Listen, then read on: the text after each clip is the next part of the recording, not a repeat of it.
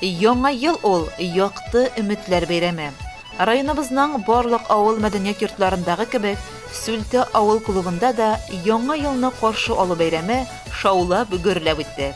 Яңа ел чарасын карарга халык бик күп җыелган иде. Залда алма төшәр урын юк иде.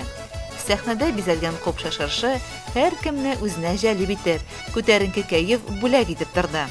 Иң беренче җыелган халыкны бәйрәм белән авыл биләмәсе башлыгы Радик Миңнуллин котлады.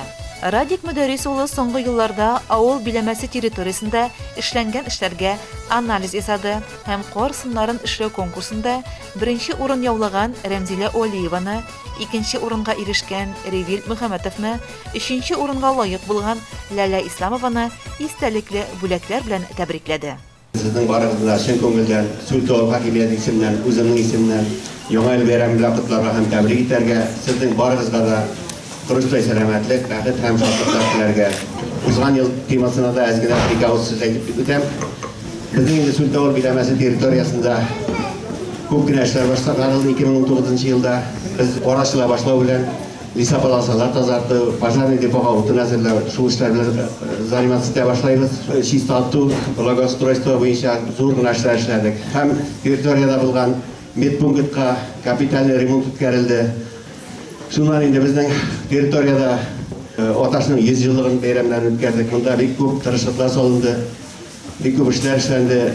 Үзебезнең Корылтай депутаты Рамил Назифович кайтып битендә бик зур эшләр эшләде. Менә Абиша әйткән эшләрен башлады. Аташ елына чибәнке салу башланган иде. Бу юлларны төзекләндереп бетерделәр дип ышанабыз язга.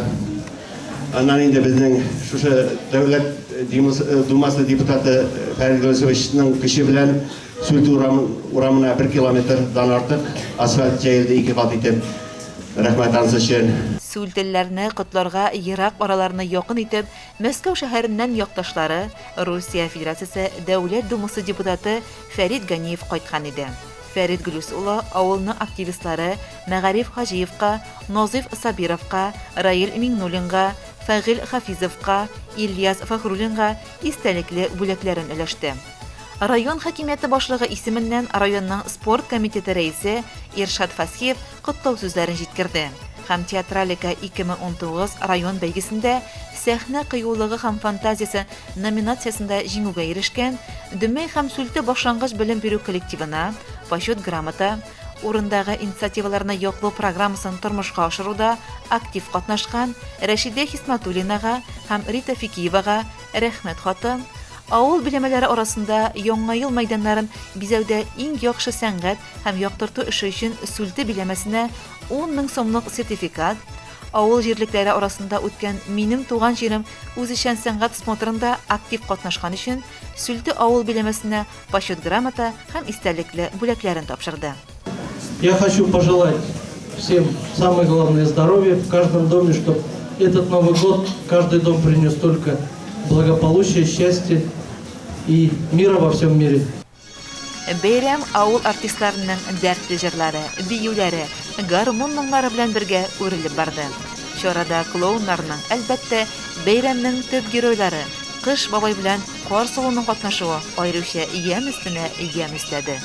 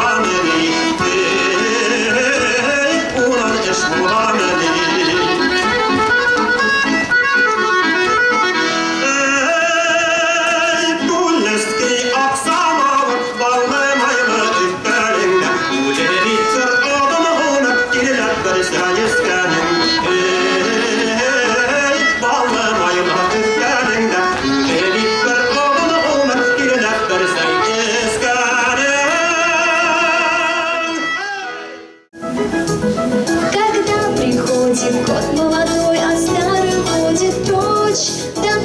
мечте свершится любой, такая уж эта ночь. Затихнет все и замрет вокруг преддверии новых дней, и обернется снежинка вдруг, жар птицы в руке твоей, и Новый год, что вот-вот настанет, исполнит миг мечту твою. Если снежинка не растает, в твоей ладони не растает, пока часы 12 бьют, пока часы 12 бьют. Бәйрәм һәр кемнең күңеленә хуш килде. Халык рәхәтләнеп ял итеп, күңел ачып утырды. Яңа елга күтәренке күңел, яхшы кәеф алып таралышты. Бәйрәм үтте, ә яңа ел һәрбер өйгә киләчәк.